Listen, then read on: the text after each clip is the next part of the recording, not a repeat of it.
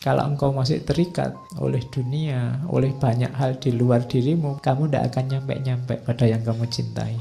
Kalau masih sangat banyak beban yang harus kamu bawa, kamu tidak akan sampai-sampai. Tinggalkan semua bebanmu, berjalanlah, berlarilah menuju yang kau cintai. Pastinya Allah.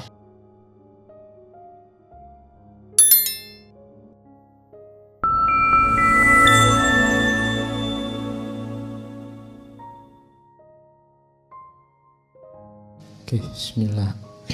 Assalamualaikum warahmatullahi wabarakatuh. Bismillah.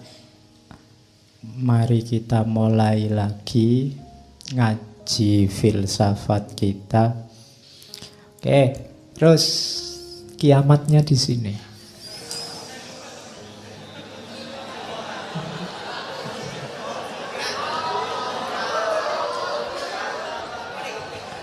Oke. Ya. Ya. Jadi nanti Laila ini dipaksa untuk kawin dengan laki-laki tua namanya Abu Salam. Ya, ini yo bisa dibayangkan seperti apa situasinya Majnun waktu tahu Laila menikah. Wahai dunia, begitukah balasanmu pada pecinta yang tulus ini? Begitukah balasan yang harus aku terima dari pengorbananku? Kemarin aku masih merasa senang karena bayang-bayang Laila masih hadir dalam mimpiku. Namun kini bayangan itu pun engkau renggut. Apalagi yang aku miliki sekarang? Wahai dunia, engkau telah mencabik-cabik tubuhku yang lemah tak berdaya. Mengapa engkau belum puas juga hingga tega merenggut mimpi indahku? Laila, wahai Laila, di mana engkau letakkan hati dan jiwaku? Di mana engkau simpan janji dan kenangan kita? Semudah itukah engkau menyerah, melupakan segala derita yang aku rasa? Tangan siapakah yang telah mencengkerammu dan menjauhkan dirimu dariku? Laila, datanglah kemari sebentar saja, tikamkanlah belati ke dalam jantungku. Tikaman belati yang mencabut nyawaku akan lebih indah dari hidup menanggung siksaan cinta. Ya, Laila juga terpaksa menikahnya, tapi ini Majnun ini kabarnya begitu mendengar Laila menikah, pingsan berhari-hari. Iya. Jadi pingsannya berhari-hari. Terus begitu bangun nanti keluar banyak syair kesedihan. Pas hari menikah kalimatnya ini. Ya. Cuma ini tidak pada resepsi ya, tetap di padang pasir. Jadi katanya, semoga kalian berdua selalu berbahagia di dunia ini. Aku hanya meminta satu hal sebagai tanda cintamu. Janganlah engkau lupakan namaku, sekalipun engkau telah memilih orang lain sebagai pendampingmu. Janganlah pernah lupa bahwa ada seseorang yang meskipun tubuhnya hancur berkeping-keping, hanya akan memanggil-manggil namamu, Laila. Oke, ya boleh kamu tiru nanti kalau mantanmu kawin.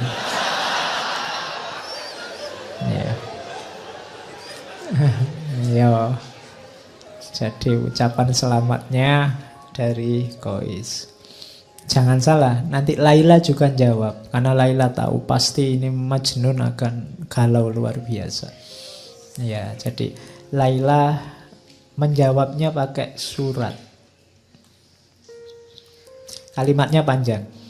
Dalam hidupku, aku tidak bisa melupakanmu barang sesaat pun. Ku pendam cintaku sedemikian lama tanpa mampu menceritakannya kepada siapapun. Engkau memaklumkan cintamu ke seluruh dunia, sementara aku membakarnya di dalam hatiku. Sementara engkau membakar segala sesuatu yang ada di sekelilingmu. Kini aku harus menghabiskan hidupku dengan seseorang, padahal segenap jiwaku menjadi milik orang lain. Katakan padaku kekasih, mana di antara kita yang lebih dimabuk cinta? Oke. Ya, engkau atau aku. Ya. Tapi nanti ini ya bagian-bagian belakangnya menenteramkan Majnun. Surat ini dari aku, seorang perempuan yang terpenjara di rumahnya, seorang perempuan yang sepanjang hari hanya duduk-duduk sambil termenung di rumah. Untukmu wahai kekasihku, apa kabarmu sayang? Ya.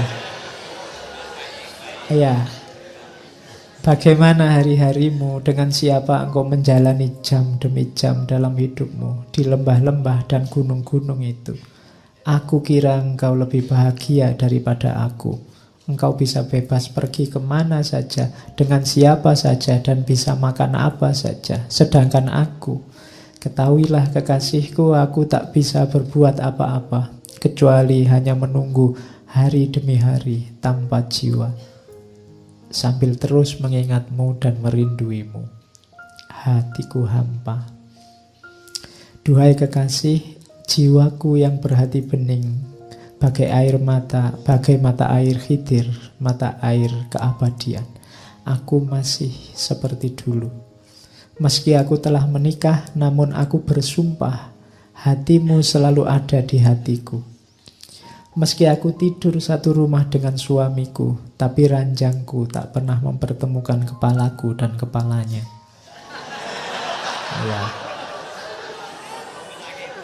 Ya, itu kalimat aslinya la yajma'u ra'si wa ra'suhu firos. Jadi memang Laila tidak mau disentuh oleh suaminya. Nanti ceritanya begitu. Permata di tubuhku masih tersimpan utuh, bersih, dan tak pernah disentuh oleh jamahan tangan siapapun. Hartaku yang paling berharga masih terkunci rapat dan tak pernah dibuka oleh tangan siapapun. Bunga di taman masih tetap kuncup dan belum merekah sebagaimana dulu. Wahai kekasih hatiku, kemarilah, tuangkan air keabadian Khidir itu. Jarak jauhku darimu tak akan lama lagi. Kita akan menyatu dalam keabadian. Ya, ini surat panjangnya Laila karena untuk menenteramkan Qais. Jadi kalau tidak begitu bisa stres terus. Ya. Tapi nanti terus Qais juga balas suratnya. Cuma Qais ini senengnya luar biasa dapat suratnya Laila, sehingga dia yang biasanya bisa bikin syair panjang lebar sekarang tidak bisa ngomong apa-apa. Kalimatnya pendek sekali jawabannya. Nanti penghubungnya ini namanya Zaid. Ini surat dariku, aku yang gelisah dan gila. Untukmu, wahai engkau yang ada di lubuk jiwaku. Kini engkau adalah mahkota di kepala siapa dan kekayaan di tangan siapa. Aku hanyalah debu di lembahmu. Bila engkau menuangkan untukku air pertemuan, engkau menumbuhkan bunga dan menerbitkan musim semi. Namun bila aku memperolehmu dan tak lagi berpisah jauh darimu, bumi ini tak akan menumbuhkan apapun selain debu. Lihatlah, aku adalah tawanan yang terbelenggu. Jadi ini ketidakberdayaan seorang Qais. Ingin sekali ketemu Laila, tapi sekarang dia tidak percaya lagi dengan dirinya sendiri. Kalau aku bersama Laila, jadi apa Laila? Kalau aku tidak berpisah denganmu, bumi ini tak akan menumbuhkan apapun selain debu, karena aku sudah seperti ini sekarang. Tidak pantas lagi dengan dirimu. Jadi itu juga hiburannya Qais pada Laila, maka Laila tenang saja, tidak apa-apa. Jadi itu peristiwa kiamatnya Qais ketika pernikahannya Laila. Yo, nanti masih ada cerita, misalnya Qais ketemu, saya bilang tadi Noval. Noval ini ketua suku. Ketua suku yang ingin membela Qais. Dia ngerayu-ngerayu ayahnya Laila, tidak dikasih. Akhirnya sudahlah, perang saja. Jadi di Laila Majnun ada peristiwa peperangan antara kubunya Noval Syekh Noval dengan sukunya orang tuanya Laila. Sukunya orang tuanya Laila kalah. Cuma waktu perang ini Qais sebenarnya tidak ingin perang. Ketika perang Qais malah ada di pihaknya ceritanya Laila, sukunya Laila. Iya, bingung ya memang. Jadi karena bagi Qais sukunya Laila tadi kan ditanda-tanda semua yang berhubungan dengan Laila dia sayangi juga. Jadi Qais ini ceritanya ikut membantu mengobati yang sakit, yang luka, tapi dari kubu Laila. Itu yang membuat Novel bingung. Iya. Ya, terus begitu terakhir ayahnya jadi tawanan, katanya ayahnya, nyawaku, sukuku, putriku, ya karena aku kalah terserah mau kamu apain aja. Permintaanku satu, kalau aku disuruh memberikan, menikahkan anakku dengan Qais, tidak. Ya, pokoknya itulah antagonisnya ada di situ. Jadi kalau Qais enggak, itu kehormatan suku kalau bagi ayahnya Laila. Jadi, mbok ini semua suku kamu jadikan budak, bahkan Laila kamu kawini sendiri, aku kamu bunuh nyawaku, iya, tapi anakku tidak akan kuizinkan dinikahi oleh Qais. Oke, itu di antara ceritanya begitu sampai nanti Laila menikah dan suaminya memang tidak boleh menyentuh Laila sama sekali. Sampai saya tidak tahu yang meninggal duluan suaminya Laila. Tidak, mungkin dia ngenes juga tidak boleh menyentuh Laila. Karena sudah tua memang suaminya. Jadi sudah tua, kawin sama yang muda, tapi tidak boleh menyentuh. Akhirnya dia meninggal duluan. Tapi Laila ini setelah meninggalnya suaminya kesehatannya turun drastis karena dia sudah memang habis-habisan memendam rindu. Qais juga sudah habis-habisan begitu. Kemudian dia sakit-sakitan, sakit parah. Dan nanti terakhir ada kalimat bagus, kalimatnya Laila pada ibunya, pesannya. Katanya Laila, ibu, lihatlah cahaya wajahku telah memudar dan menjadi pucat pasi, tak lagi bercahaya. Lilin-lilin di mataku tampak muram dan akan segera padam. Wahai ibuku, aku mohon engkau mendengarkan wasiatku sebelum aku pulang besok atau lusa. Bila mana aku mati, kenakan aku baju pengantin yang paling bagus. Jangan bungkus aku dengan kain kafan. Carilah kain yang berwarna merah muda, bagai darah segar seorang yang syahid. Lalu riaslah wajah dan tubuhku secantik mungkin, bagaikan pengantin yang paling cantik di seluruh bumi. Alis Qais dan bulu mataku ambillah dari debu yang melekat di kaki kekasihku. Dan jangan usapkan ke tubuhku minyak wangi kesturi atau minyak wangi apapun. Usapkanlah dengan air mata Qais, kekasihku. Sesudah aku mengenakan baju pengantin itu dan menjadi sangat cantik dan anggun, aku akan menunggu Qais. Sang pengembara yang luka itu akan datang.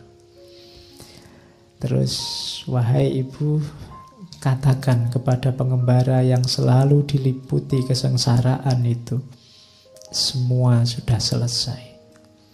Laila, sahabatnya dalam kesedihan itu, sekarang sudah tiada. Ia telah bebas dari belenggu duniawi. Hatinya hanya diberikan kepadamu dan dia mati untukmu. Cinta telah menyatu dalam kehidupan yang ia jalani. Cahaya cinta itu begitu murni sehingga tak ada kebahagiaan lain yang dia ketahui selain menyebut namamu. Tidak ada satupun yang bisa menghibur pikirannya yang selalu tertekan kecuali cintanya padamu. Dan dengan cinta itu jiwanya yang lembut telah pulang ke alam keabadian. Semua berkahnya hanya untukmu. Ini pesan terakhirnya Laila lewat ibunya. Kemudian Laila meninggal. Bisa dibayangkan bagaimana kondisinya Kois. Dia pingsan berhari-hari. Iya. Iya, pingsan berhari-hari. Terus setelah itu dia lari-lari ke makamnya Laila. Dan setelah itu dia tidak kemana-mana lagi, hanya ada di makamnya Laila. Pekerjaannya tiap hari memeluk nisan dan makamnya Laila. Dan ini kalimat terakhirnya. Sebelum menyusul Laila, nanti dia meninggal dalam keadaan memeluk pusaranya, memeluk makamnya Laila. Engkau telah keluar dari kehidupan yang membingungkan ini. Dunia adalah rangkaian pengkhianatan dan perselisihan yang tidak pernah berakhir. Dan aku berharap engkau dapat segera melepaskan belenggu di kakiku dan memuaskan dahagaku dengan minuman cinta yang memabukkan.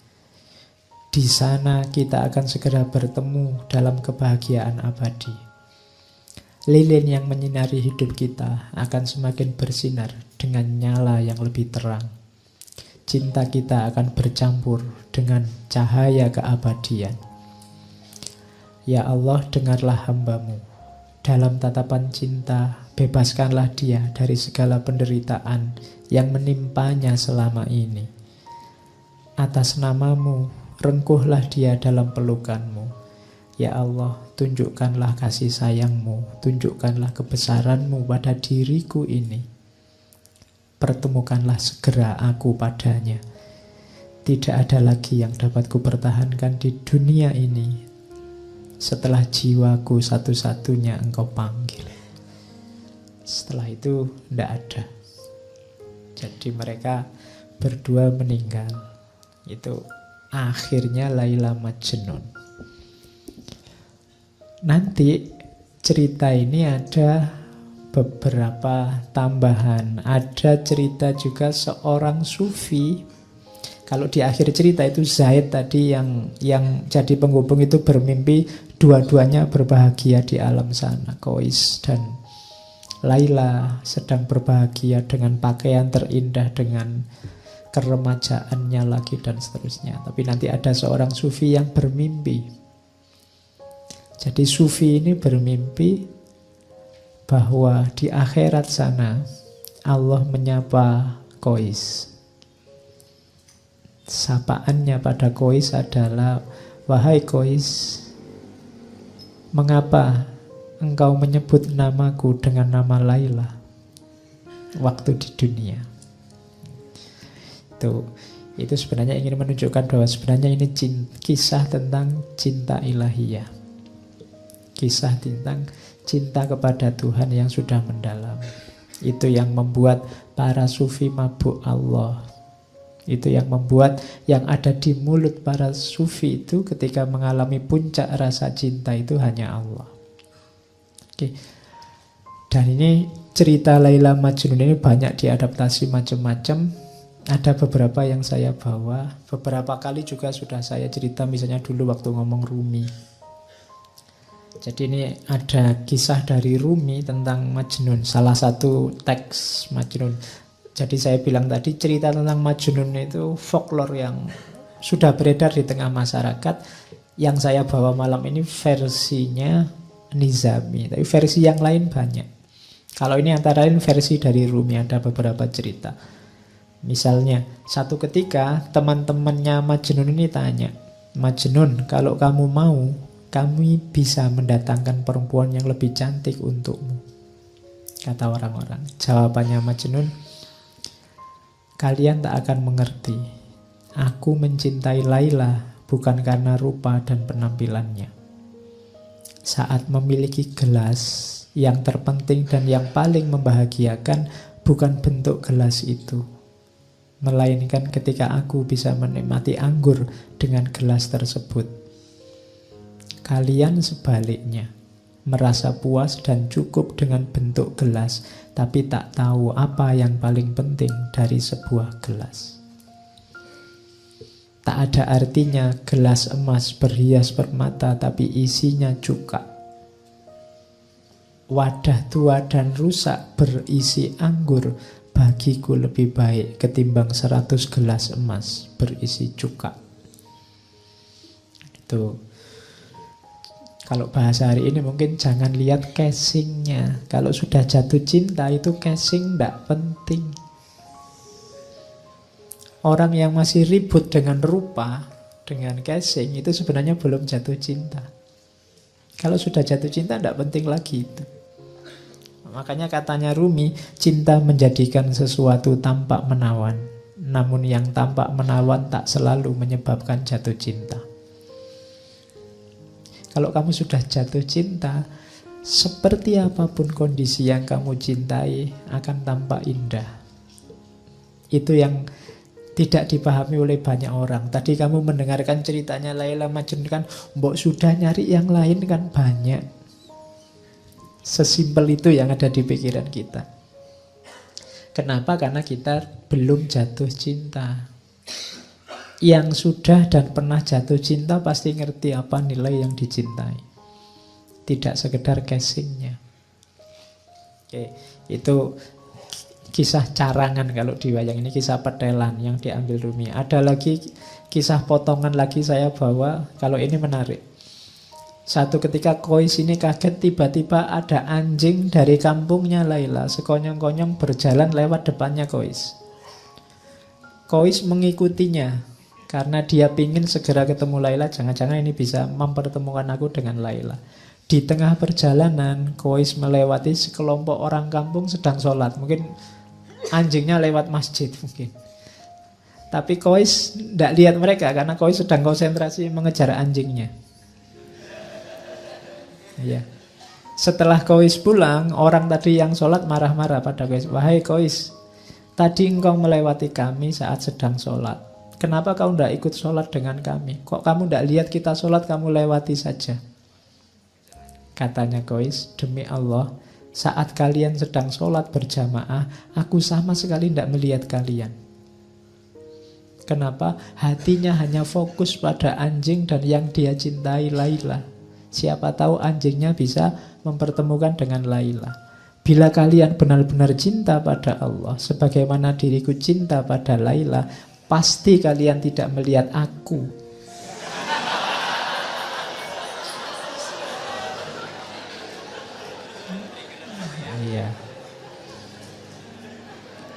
Ya, saat kalian sholat. Ya. Padahal kalian sedang berbicara dengan Allah, tapi mengapa kalian masih bisa memperhatikan diriku? Aku saja yang mengejar anjing kepunyaan Laila, pujaan hatiku, sama sekali tidak melihat kalian. Jadi ini sindiran luar biasa dari Kois. Ya. Aku aja cuma anjing aja sampai lupa sama kalian. Kalian sama Allah loh, masih bisa. Iya, sibuk sama diriku. Itu sindirannya Kois pada orang-orang. Ada lagi ini cerita. Ini juga kisah sampingan. Di Nidhami tidak ada. Jadi suatu ketika di rumah Laila diadakan pesta. Semua warga desa diundang. Majnun yang tidak diundang menyusup saja masuk. Sampai di dalam rumah dia lihat loh, orang-orang kok antri. Dia juga ikut antri. Nah, waktu dia ngantri kan yang membagi antrian kan Laila. Jadi dengan ikut antri itu dia bisa memandang wajahnya Laila. Waktu pas dia dapat antrian, Laila ini tidak ngasih makanan ke Kois, tapi malah piring yang untuk Kois dibanting sampai pecah. Wow, keluarganya Laila seneng. Alhamdulillah Laila sudah sadar sekarang. Jadi piringnya Nah, orang-orang seneng semua, tapi ada orang yang lihat, loh, ini Kois kok tidak sadar, Kois kok juga ikut-ikutan seneng. Terus ditanya sama orang di dekati Kois, Kois, kok kamu malah tersenyum? Kamu kan habis dipermalukan di depan semua warga desa. Kenapa mukamu masih senyum? Kois malah heran, loh kapan saya dipermalukan? Tadi waktu Laila mecah piringmu. Kois jawab, oh enggak begitu, kamu salah paham. Laila itu memecahkan piringku tujuannya hanya satu, agar aku ikut antrian lagi.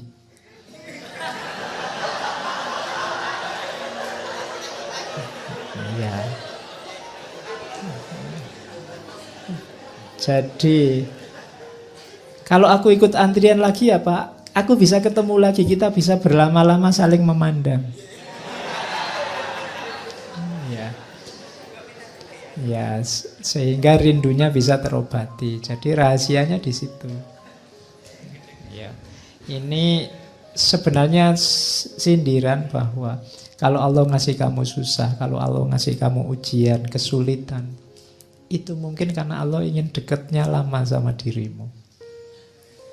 Kalau doamu lama tidak dikabul-kabulkan, mungkin Allah suka rindu mendengarkan suaramu terus. Jadi jangan salah paham dulu.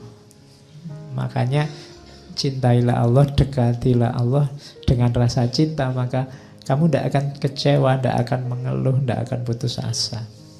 Karena banyak rahasia di balik itu. Nah, itu rahasianya cinta ilahi. Kayak Laila yang banting piringnya Kois itu kalau dilihat biasa saja kelihatan, wah ini tega sekali sama Kois. Tapi Kois yang ngerti rahasianya malah tertawa. Orang kampung yang tidak tahu dia sorak-sorak, dianggap wah Laila sudah sadar, padahal tidak. Oke. Terus kalau ini pernah saya bawa, lupa di. Jadi ini satu ketika Majnun ini sakit, sama teman-temannya dibawa ke tabib. Katanya tabib, oh ini sakitnya parah, harus dibedah karena ada yang infeksi, ada darah yang harus dikeluarkan. Tapi Majnun menolak, jangan, saya tidak mau dibedah.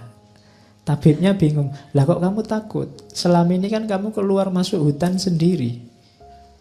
Macan tidak takut, apalagi binatang buas tidak takut. Lah kok kamu dibedah aja takut? Katanya Majnun, tidak. Bukan dibedahnya yang saya takut.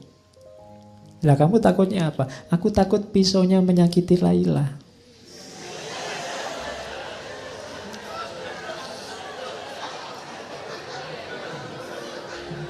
Nah, iya. Ya tabibnya heran. Lu menyakiti dari jalur mana? Wong yang dibedah kan badanmu. Katanya Majnun, lu justru itu. Laila itu ada di setiap bagian tubuhku, dia ada di aliran darahku.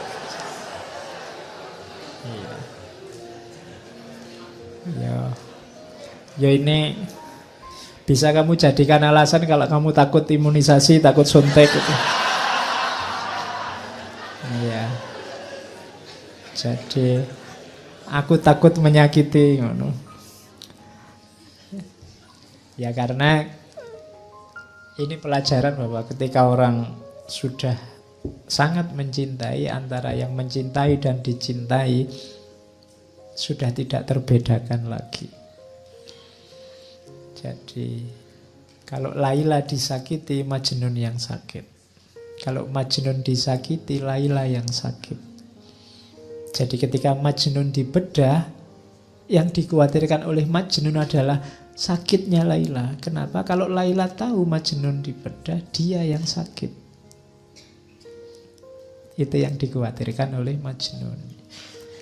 Kalau orang yang kamu cintai sedang disakiti apa dia ini kan kamu juga tidak terima sakit. Nah, itu yang tidak diinginkan oleh Majnun. Makanya jangan dibedah. Aku takut apa? Kenapa di setiap aliran darahku ada Laila? Kalau aku disakiti, Laila juga sakit. Oke, ini pelajaran cinta selanjutnya.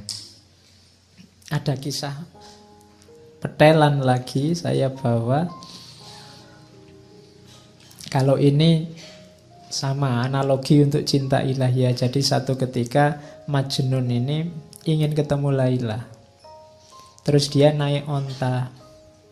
Tapi sayangnya ontanya baru melahirkan. Nah, onta yang baru melahirkan ini masih sayang-sayangnya sama anaknya. Jadi waktu ditunggangi oleh Majnun, ontanya ini bolak-balik mau maju tapi dia mau mundur lagi. maju mundur lagi, dia nggak nyampe-nyampe.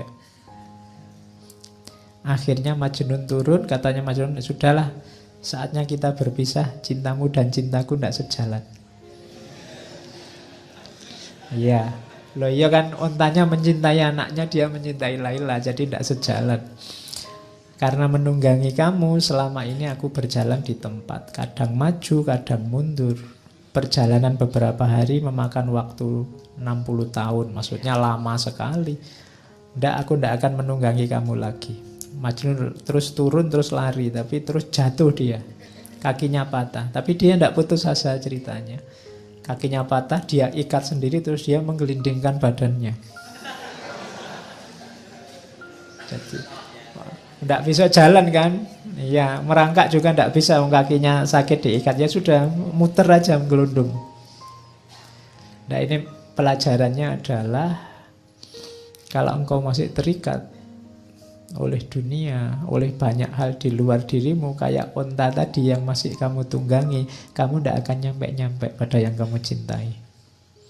Kalau masih sangat banyak beban yang harus kamu bawa, kamu tidak akan sampai-sampai.